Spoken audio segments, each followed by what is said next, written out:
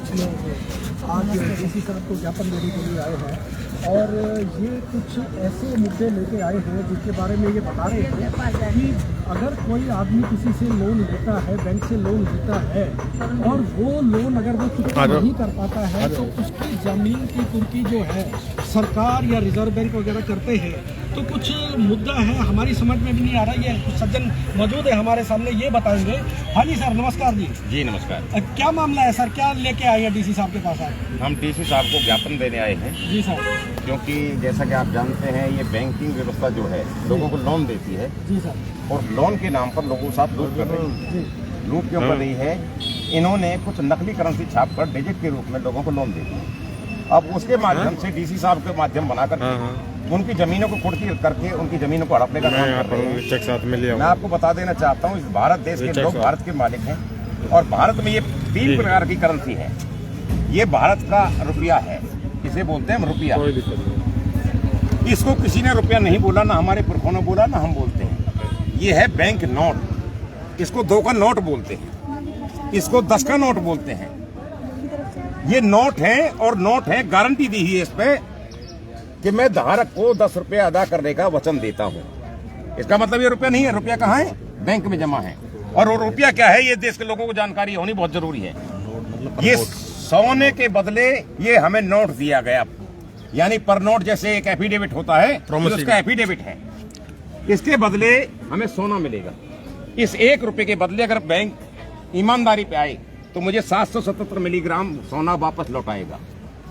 यानी कि ये 1 रुपये का नोट नहीं है, ये 4800 कुछ रुपए का नोट है, लगभग 5000। इस बात को समझना बहुत जरूरी है। ये जो किराए की बिल्डिंग में बैठे हुए बैंक के कर्मचारी हमें लूट रहे हैं, भारत के लोगों को, ये सब किराए की बिल्डिंगों में है। भारत के अंदर एक भी सरकारी बैंक नहीं है, सब प्राइवेट लिमिटेड कंपनी के बैंक हैं। और प्राइवेट लिमिटेड कंपनी की सबसे बड़ी मालिक कौन है? RBI company.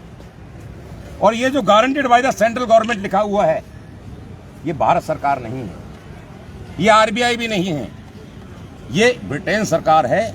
ये हमें लूटने का काम कर रही है। वैसे तो हमें 2 से 2000 तक के नोट पर लिख कर दे दिया, मैं धारक को 2000 रुपए अदा करने का वचन देता हूं।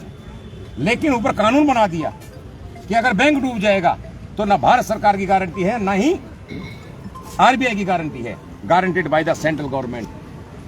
और वो भी सिर्फ 5 लाख रुपए। आप क्या कहने आए? आप डीसी साहब से क्या? हम डीसी साहब से कहना है कि आप जो रिकवरी के ऑर्डर देते हो उनको बंद कर दीजिए और इस देश के नागरिकों की बात सुनिए और हमारे इस नोट के बदले बैंकों से हमारा रुपया वापस दिलाइए। सर ऐसे तो फिर इकोनॉमी डाउन हो जाएगी। देखिए, अगर जो डिफॉल्टर है, जिन्होंने अगर बैंक से लोन लिया हुआ, अगर वो नहीं चुकता करेंगे और उसके खिलाफ अगर सरकार कोई कार्रवाई नहीं करेगी तो ऐसे तो इकोनॉमी भी हमारी गर्त में चली जाएगी। देखिए, ये धोखा आपके साथ भी हुआ, मेरे साथ भी हुआ है। ये हमारा पुरखों का जो रुपया था वो था सोना चांदी, और सोना चांदी आरबीआई ने 1934 में अपने पास रख लिया और कहा कि इसके बदले में आपको ये रसीद दे रहा हूँ, जब चाहोगे जहां से चाहोगे आप इसे प्राप्त कर सकते हो। देखो, इस पर क्लियर लिखा हुआ है, आप गौर से पढ़िए इसे। I promise to pay the bearer on demand the sum of ₹10। नीचे भी लिख रहा है जी, उसके नीचे भी लिख रहा है, इसके नीचे भी पढ़िए, at any office of issue, ये जहां से भी इशू है। इसके बदले हमें वो सोना मिलना चाहिए, हमारी मोहर, हमारा चांदी का रुपया, ये गिल्ट का रुपया नहीं, जो लोहे का सिक्का चल रहा है ये नहीं, हमारा चांदी का रुपया, हमारी सोने की मोहर, हमें वो वापस मिलनी चाहिए। और वो आज ये देने से मुकर रहे हैं, हमें तो लूट रहे हैं लेकिन हमारे रुपये को वापस नहीं देना चाहते। इसलिए भारत का एक भी नागरिक बैंकों का कर्जदार नहीं, इस बात को जान लीजिए आप। भारत के बैंक ही भारत के लोगों के कर्जदार हैं, क्योंकि हमारी जो सोने की कीमत है वो बहुत अधिक है इससे। यानी कि अगर 400-500 के नोट लेकर बैंक में जाओ, उसके बदले 1.5 किलो सोना आपको वापस लौटाना पड़ेगा। ये बैंक की जिम्मेदारी है। आरबीआई की दुकान कौन है? बैंक है। इस बात को समझना बहुत जरूरी है। इस देश की बढ़ती हुई जनसंख्या इस देश की गरीबी का कारण नहीं है, इस देश की गरीबी का कारण है ये बैंकिंग लूट। इसको समझना बहुत जरूरी है। और ये देश का हर नागरिक इस देश का मालिक है और उसकी भी जिम्मेदारी वही बनती है जो आज मेरी बन रही है, जो आज नागर साहब की है। जितने भी भाई खड़े हैं, हम सबकी जिम्मेदारी वही है। हमें अपना रुपया लेकर वापस नहीं भागने देना। आपको जानकारी के लिए बता देना चाहता हूं, ये नोट भी गायब किए जा रहे हैं। एक डिजिटल करेंसी आ रही है, डिजिटल करेंसी जो आपके मोबाइल में आएगी, जिसको सीबीडीसी कहते हैं। और वो उसके बाद में बैंक भी गायब और ये पेपर करेंसी भी गायब और ये गारंटी भी गायब हो जाएगी। उसके बाद में आप सोना मांगने के लायक भी नहीं रह जाओगे। आज तो आप इन पे केस कर सकते हो, लड़ सकते हो, उसके बाद में वो भी नहीं रह जाएगा। कौन कौन सा दरवाजा खटखटाया सर आपने? दरवाजे, ये भी दरवाजा ही है। हमने सरकार के दरवाजे, हमने आरबीआई, बैंक, केंद्र सरकार जिसको कह रहे हैं भारत सरकार, इन सबको लिखित में दिया हुआ है, ज्ञापन दिए हुए हैं। और उसके अलावा हमने इनको एक आवेदन दिया हुआ है बनाकर, प्राइवेट बिल कह लीजिए उसको, कि ये लूट हो रही है देश की जनता के साथ में, से रोकिए। और ये सबके संज्ञान में है, लेकिन कोई बोलना क्यों नहीं चाहता?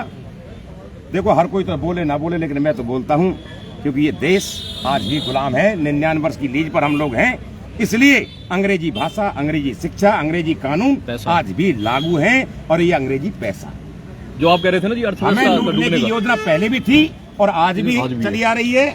इस लूट से बचने के लिए हम सब एकजुट जाना बोलना कब से प्रदर्शन कर रहे हैं आप यहाँ पे? हम यहाँ प्रदर्शन आज करने आए हैं। प्रदर्शन हम जनता के बीच में जन जागरण रोज करते हैं। किसी के साथ अगर बैंक लूट करने आता है, उसकी प्रॉपर्टी कब्जा लेने आता है, तो हम सब लोग एक साथ जुटकर उसको कब्जा नहीं लेने देते, क्योंकि वो गैर कानूनी है। आपकी सेक्शन 21 ये कहती है, आप किसी की रोटी कपड़ा मकान पर जबरदस्ती नहीं कर सकते, उसको नहीं छीन सकते। ये देश का कानून है और उस कानून के आड़ में जो खेल खेला जा रहा है, हम इसे रोकने के लिए इकट्ठे हुए हैं। और कहीं भी किसी भाई को कोई पीड़ा है तो उसके लिए हम तत्पर तैयार रहते हैं। जो आपका सवाल था ना, अर्थव्यवस्था डुबोने का, मैं उसमें बताना चाहूंगा नरेंद्र जी। अर्थव्यवस्था जो आप कह रहे थे कि जो डूब रही है देश की, उसे कौन डुबो रहा है? आरबीआई किस तरह से डूब रही है? ये पीड़ित लोग हैं और हर पीड़ित व्यक्ति के साथ हम खड़े हैं। नरेंद्र जी, आप देश की जिला भाई का एक बार वो सवाल पूछो। इसी में आ जाए। लोग इसे रुपया मांगने बैठे और जिस दिन लोगों को पता चल जाएगा नरेंद्र जी, आज आप सेक्टर 12 केवल एक एफिडेविट की तरह क्या उद्देश्य है और क्या ज्ञापन में क्या है ऐसा जो तमाम लोगों को साथ लेकर?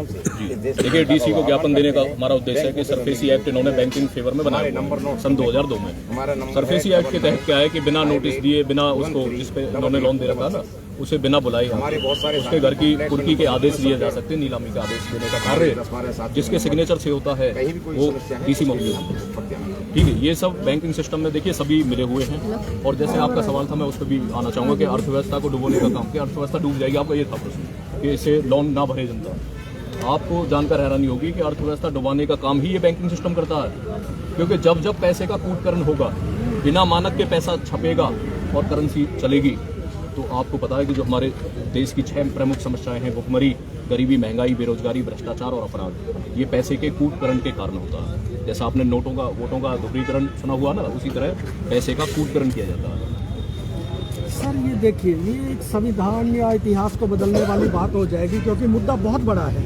ये नेशनल लेवल का मुद्दा है।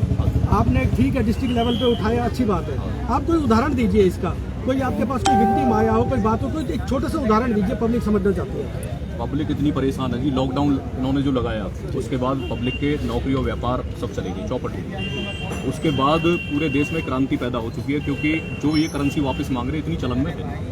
क्योंकि जब हमने आरबीआई में आरटीआई लगाई, ये पूछा कि भाई करेंसी छपती कैसे, तो ये निकल गया है कि सोना रिजर्व करना पड़ता है। तो ये 800 टन सोना रिजर्व है, जिसके अकॉर्डिंग 5 लाख करोड़ की करेंसी छपनी चाहिए। करेंसी छाप दी इन्होंने 34 लाख करोड़ की। फिर हमने ये पूछा कि लोन कितना बांटा देश की जनता पे। ये कहते हैं प्रॉपर्टी पे भी लोन ले लो, आधार कार्ड पे भी लोन ले लो, आप ट्रैक्टर पे लोन ले लो, केसीसी लोन, इतने दुनिया भर का सिस्टम है, सुबह से शाम तक हो सकता है। आपके पास ही फोन आते हो जी लोन ले लो। तो जनता को फंसाया जाता है। ये एक बैंकों का मायाजाल है, ये बहुत बड़ा षड्यंत्र है, जिसके तहत ये जनता फंसती चलेगी। और हमने ये पूछा कि जनता को लोन या कर्ज कितना बांटा गया, तो ये निकल गया 176 लाख करोड़। अब आप ये बताओ, ये हवा में पैसा चलाया कैसे, क्यों चलाया गया? क्योंकि इस देश को गरीब बना के गुलाम बनाया जाएगा। सोना चांदी तो आरबीआई के थ्रू जा चुका है, जैसे रावत जी ने बताया। अब जमीन पे निगाहें हैं। ये किसान जो आंदोलन कर रहे हैं ऐसे नहीं कर रहे, जो ये जितने पीड़ित इकट्ठे हुए हैं ये ऐसे नहीं डोल रहे भाई, क्योंकि इनके पास वो करेंसी नहीं है जो बैंक मांग रहे हैं। अगर 34 लाख करोड़ वापस जनता बैंकों में जमा भी करा दे, तो 142 लाख करोड़ कौन मोदी है। तो आप क्या चाह रहे हैं, आपके मुताबिक क्या अमेंडमेंट, क्या सुधार होने चाहिए इसमें? सुधार ये होने चाहिए, पहले तो ये अंग्रेजी सिस्टम खत्म होना चाहिए। हमारे देश का कभी भी भारतीय स्वदेशी व्यवस्था पे किसी ने बात नहीं की, क्योंकि अंग्रेज जब छोड़ के गए ना, इन्होंने 100 साल आगे की प्लानिंग की थी। क्योंकि इन्होंने देखा कि भारत देश इतना ताकतवर है आर्थिक, सामाजिक, आध्यात्मिक तौर पे, कि इस देश को डायरेक्ट गुलाम बनाया नहीं जा सकता। इनडायरेक्टली इन्होंने क्या किया कि इन्होंने इस देश को, जब ट्रांसफर ऑफ पावर एग्रीमेंट किया, मैं पूरी तरह से आज़ादी नहीं दी। इन्होंने कहा अंग्रेजों की भाषा चलेगी, पैसा, शिक्षा, चिकित्सा, आपके न्याय व्यवस्था, कानून व्यवस्था, अंग्रेजों की खेती, राजनीति, सारा सिस्टम वही है, कल्चर, क्लाइमेट वही सिस्टम है। हमारी संस्कृति तो खत्म है, भारतीय संस्कृति कहाँ है? और जब ये माहौल ऐसा बनता चला जाएगा तो ना हमारे पास अपने देश का कोई खनिज संसाधन बचेंगे, ना प्राकृतिक संसाधन बचेंगे। और ये जो बकाया जमीन है, अब ये सरकार अपनी उपलब्धि मानती है। जैसे कांग्रेस ने बताया कि 46 करोड़ लोगों को गरीब बनाने का काम किया कांग्रेस ने, ये अचीवमेंट मानते हैं ये लोग। और बीजेपी कहती है हमने 86 करोड़ को बना दिया, गरीब बना के गुलाम बना दिया। कैसे बना दिया? क्योंकि गरीब व्यक्ति जो गुलाम बन जाएगा, ना तो वो आवाज उठाएगा, ना वो सच बोलेगा, ना लड़ेगा, और जैसी लूट है वो चलती रहेगी। तो हमने एक शुरुआत की है, ये फरीदाबाद जिले में नहीं है, ये क्रांति का बिल्कुल, ये जो भारत देश की सबसे बड़ा झूठ और लूट देश की जनता से जो छुपाया, देश की जनता को धोखा दिया, इसको उजागर करने का वक्त आ चुका है। क्योंकि हर कहते हैं ना, यही समय है, सही समय है। और मैं नहीं तो कौन, अब नहीं तो कब। नरेंद्र जी, क्या क्या मांगे आई हैं, क्या क्या मांगे करी हैं आपने? हमने ये मांगे करी है कि पहले जो कुर्की और नीलामी जो आप कर रहे हैं लगातार, हर फाइल पे आप साइन करते हैं, पहले उस पीड़ित को बुलाया जाए, उसकी जेन्युइन समस्या है, प्रॉब्लम सुनी जाए और उसे समय दिया जाए, वक्त दिया जाए। दूसरा, ये जो बैंक है, एक तरफा कार्रवाई नहीं की जाए। आप ये मांग रहे हो, आप ये कह सकते हो जी जो लोन दिया वो लौटाना पड़ेगा, डीसीओ कोई भी है। आप तो मनमानी से करेंसी छापेंगे, फिर तो जनता को भी ऐसा सॉफ्टवेयर दे दो। क्योंकि ये अगर आपकी प्रॉपर्टी पे लोन देते हैं ना, ये आपको डिजिट देते हैं, कैश नहीं देते। आज आप बैंक में जाओ, क्या बैंक की अपनी कोई प्रॉपर्टी है? एक भी बैंक की अपनी प्रॉपर्टी नहीं है, क्योंकि इनकी प्लानिंग है 1-2 साल में ये बैंक भागेंगे और उसके बाद सीबीडीसी सेंट्रल बैंक में डिजिटल करेंसी ला दी जाएगी, जो कि पूरी तरह से आर्थिक गुलाम बनाने का काम देश की जनता को करेगी। क्योंकि देश की जनता में अब कितने बोलने वाले, गिने चुने लोग हैं, ये भी कब तक बोलेंगे? तो ये लड़ाई है देश की जनता की। और शासन प्रशासन कब दबता है, कब उसकी मांगी सुनी जाएगी? जितनी जनशक्ति बढ़ती जाएगी। अब किसान धरने पर बैठे हुए हैं, सबको साथ आना चाहिए। ये किसान की लड़ाई नहीं है, नौजवान भी साथ आए, व्यापारी भी आए, मजदूर भी आए, सभी आए। मैं चाहूंगा एमपी नागर जी अपने हैं और एंटी करप्शन फ्रंट से हैं। और नरेंद्र जी, एक सवाल आपसे ही है। आप कहते हैं कि जो बैंकिंग व्यवस्था है ये सही नहीं है, लेकिन जब जिस भी भारतवासी को पैसे की जरूरत होती है, चाहे वो एजुकेशन लोन हो, चाहे वो होम लोन हो, कार लोन हो, कोई भी किसी भी तरह का लोन, अगर बैंकिंग व्यवस्था की खत्म हो जाएगी तो फिर लोग कहाँ जाएंगे, किससे मदद मांगेंगे? वो देखो, हमारी इसका जवाब थोड़ा सा मैं इनको दूसरे तरीके बस से एक बार ऐड करके फिर मैं आपको। हाँ नहीं, मैं इसमें दूसरी बात जोड़ रहा हूँ जो बात भाई साहब कह रहे हैं। जी, जो आप कह रहे हो, मैं आपको एक चीज स्पष्ट कर देना चाहता हूँ। आप बैंकिंग व्यवस्था को थोड़ी देर के लिए भूल जाइए।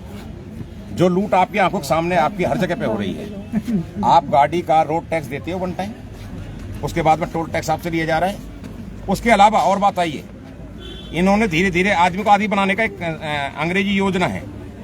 पहले आपसे टोल टैक्स लिया जाता था 2 साइड 24 घंटे के लिए, उसके बाद में वो बंद किया। अब आपका फास्टैग लगा दिया, अगर आपका फास्टैग नहीं होगा तो आपसे डबल लिया जाएगा। और जहां फास्टैग नहीं है वहां आपसे नगद लिया जाएगा। दोहरे कानून है या नहीं है? उसी प्रकार से दोहरी करेंसी, ये भारत सरकार का रुपया और ये आरबीआई का नोट। इस बात को समझिए, ये लूट है। जिस प्रकार से टोलों के माध्यम से लूट की जा रही है देश के नागरिक के साथ, उसी प्रकार बैंकों की भी लूट है। लेकिन मेरा सवाल ये है कि अगर बैंकिंग व्यवस्था खत्म हो जाएगी तो लोग किसके पास जाके मदद मांगेंगे? असली जो हमारा रुपया था ना, वो नेताजी सुभाष चंद्र बोस जी ने करेंसी बनाई थी। उनका सपना था कि देश में आजाद हिंद सरकार बनेगी और आजाद हिंद बैंक खोले जाएंगे, जिसमें आजाद हिंद करेंसी, आजाद हिंद रुपया चलेगा। तो वो कहीं ना कहीं आज भी चलन में है, इन्होंने प्रचलन में नहीं आने दिया। ये एक अलग मुद्दा है, क्योंकि साथियों जब ये बैंकिंग सिस्टम ठप हो जाएगा तो नेताजी को ही याद करना पड़ेगा, उनके विचारों पे चलना पड़ेगा। उनके बनाए हुए बैंक चलेंगे, आजाद हिंद बैंक, क्योंकि हम पूरी तरह से आजाद नहीं हैं। क्योंकि जैसे आपको बताया गया कि अंग्रेजी ही सिस्टम है, ब्रिटिश गवर्नमेंट ही लीड कर रही है अपने देश को। ये तो एक मोहरे हैं, ये प्रधानमंत्री क्या है, उसको उद्योगपति बना देते हैं। उद्योगपति किसके ऊपर जाते हैं हाजिरी लगाने के लिए? सेंट्रल गवर्नमेंट के पास। सेंट्रल गवर्नमेंट क्या, जो हमारे रसीद छाप के दे रही है, 2 रुपए से लेकर 2000 रुपए लिखा हुआ, गारंटीड बाई सेंट्रल गवर्नमेंट।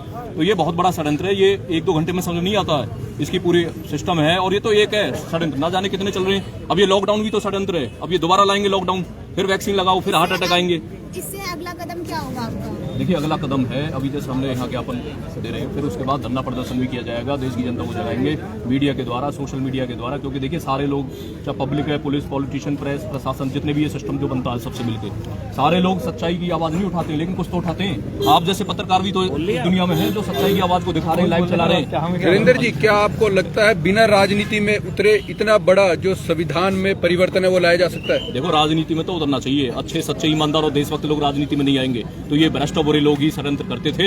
ये देश के नेता जो गद्दार हैं, ये जितनी पार्टियां हैं, विदेशी षड्यंत्रकारियों से मिलके इनकी सेटिंग है और उस हिसाब से ही चलते हैं। ये दो एजेंडे तो दिखाएंगे जनता के फेवर में और 90% जाते हैं उनके फेवर में। तो समझा जाए 2024 में एक नई पार्टी का उदय हो रहा है और लोकसभा सारी तैयारी हो चुकी है, बहुत सारी तैयारी। हमारे 12-15 साल से हमारे एमपी कितनी सीटों पर आप चुनाव लड़ने 543 सीटों की तैयारी है। पूरे देश में परिवर्तन आएगा और जनता ही परिवर्तन करेगी। तन मन धन वचन से जनता साथ आएगी देश की, क्योंकि देश की जनता की लड़ाई बन चुकी है। और जब जनता ठान लेती है ना भाई, जब आजादी की लड़ाई कर ली, जब ये अंग्रेजों को भगा सकते हैं, तो इस अंग्रेजी सिस्टम को भी हम सब मिलकर भगा सकते हैं। इसे कोई भगवान नहीं आएगा या कोई चमत्कार नहीं होगा।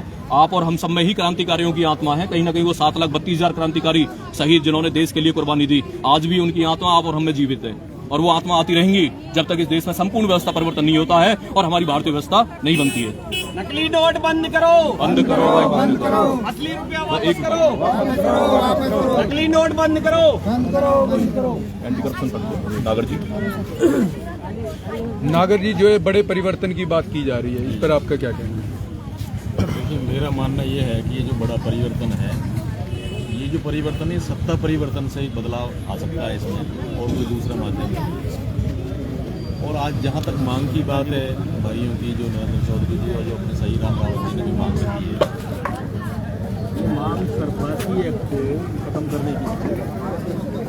देखिए, जब आप किसी को शिक्षा का अधिकार दें, चल ठीक है, देखता हूँ अभी थोड़ा मीटिंग में आप किसी को लोन बांट रहे हैं तो उसमें वापसी की डिमांड तो होनी चाहिए। आ जाओ, यहाँ आ जाओ। मांग तो हो सकती है, परंतु उसमें जबकि एक काला यानी उसमें सरफासी एक्ट को खत्म करने की मांग कर रहे हैं। क्योंकि सरफासी एक्ट मनमाना आदेश दे देता है कि किसी के लिए जाके आप मकान पर कब्जा कर लो, किसी की प्रॉपर्टी पे जाके आप कब्जा कर लो।